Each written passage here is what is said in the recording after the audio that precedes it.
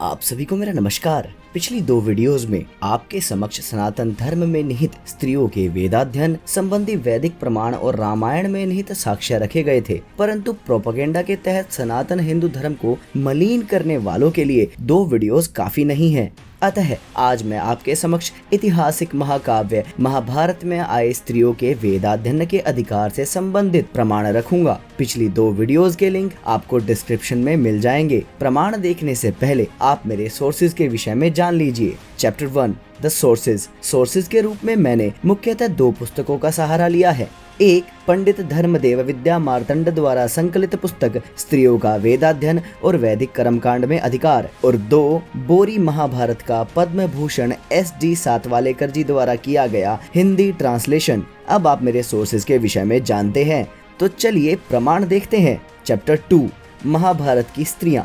रामायण के समान महाभारत में अनेकों स्थानों पर विदुषी स्त्रियों का और ब्रह्मवादिनियों का वर्णन है। शल्य पर्व की ब्रह्मचारिणी। महाभारत के शल्य पर्व के तीर्थ यात्रा पर्व में एक ऐसी ही तपस्विनी का वर्णन है। ये श्लोक देखिए।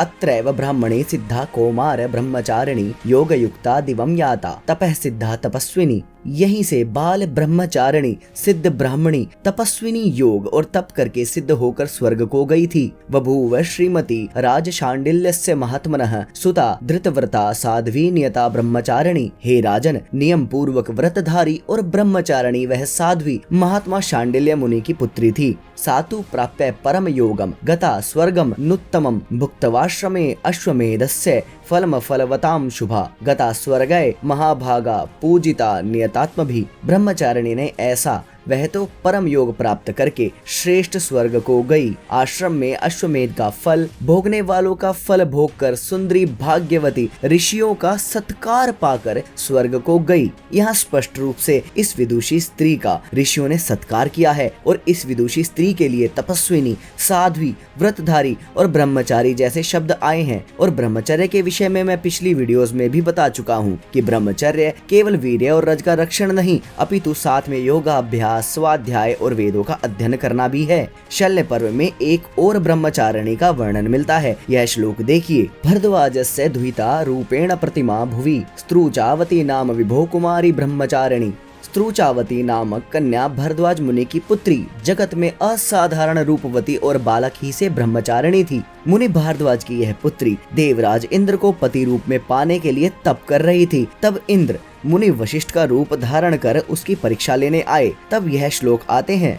सातम दृष्टो ग्रतपसम वशिष्ठम तपताम वरम आचार्यर मुनि भिरदृष्ट पूजयामास भारत। हे भारत, महातपस्वी श्रेष्ठ वशिष्ठ को अपने यहाँ आए देख उस कन्या ने शास्त्र की विधि के अनुसार उनकी पूजा की। तो बिना अध्ययन के क्या स्त्रुचावती शास्त्रों के अनुरूप पूजा कर सकती थी भला? अतः स्पष्ट है कि वह वेदज्ञ और शास्त्रज्ञ थी। शांति पर्व और सुलभा। महाभारत के शांति पर्व में युधिष्ठिर पितामह भीष्म से कुछ ऐसा पूछते हैं। अपरित्यज्य गार्हस्थम कुरु राज ऋषि सत्तम कह प्राप्तो विनयम बुद्धया मोक्ष तत्वम वदस्व में। युधिष्ठिर बोले, हे कुरु राज ऋषि सत्तम, किस पुरुष ने गार्हस्थ्य धर्म परित्याग न करके बुद्धि के विलयास्पद मोक्ष तत्व को पाया है, उसे आप मेरे समीप वर्णन करिए। तब भीष्म उन्हें ब्रह्मवादिनी सुलभा और जनक के शास्त्रार्थ के विषय में बताते हुए कहते हैं। भीष्म उवाच अत्राप्युदारहन्तिम मितिहासम पुरातनम जनकस्य च संवादम सुलभायाश्च भारत। भीष्म बोले, हे भारत, इस विषय में सुलभा और जनक के संवाद युक्त इस प्राचीन इतिहास का पुराने लोग यह दृष्टांत दिया करते हैं। अथ धर्मयुगे तस्मिन् योग धर्म मनुष्ठिता महिमनु चचारका सुलभा नाम भिक्षुकी। उस सतयुग में योग धर्म का अनुष्ठान करने वाली सुलभा नामी भिक्षुकी सन्यासिनी अकेले ही इस पृथ्वी मंडल पर विचरती थी।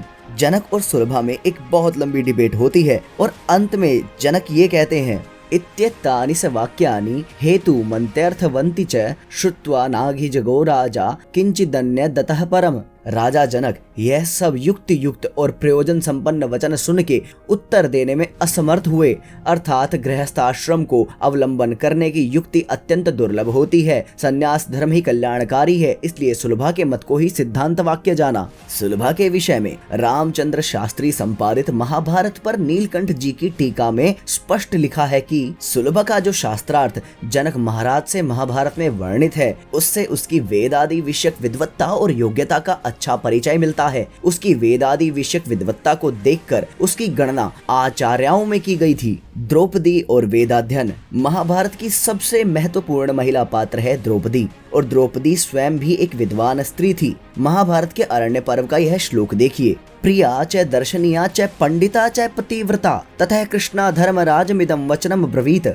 तब प्रिय सुंदरी पंडिता पतिव्रता द्रौपदी धर्मराज से यह वचन कहने लगी। यहाँ द्रौपदी के लिए पंडिता विशेषण का प्रयोग स्पष्ट है। इसी प्रकार अब आप उद्योग पर्व का यह श्लोक देखिए, सर्वधर्म विशेषज्ञां स्नुषां पांडोर महात्मनः ब्रूया माधव कल्याणीं कृष्णां कृष्ण यशस्विनीं। यहाँ द्रौपदी के लिए सर्वधर्म विशेषज्ञां शब्द आते हैं, अर्थात जिसे सब धर्मों का ज्ञान हो और सनातन धर्मानुसार धर्म को जानने के लिए श्रुति अर्थात वेद परम प्रमाण होते हैं। अर्थात स्पष्ट है कि द्रौपदी ने वेदाध्ययन किया था। महाभारत तत्पर्य निर्णय में द्रौपदी के वेदज्ञ होने का यह प्रमाण है।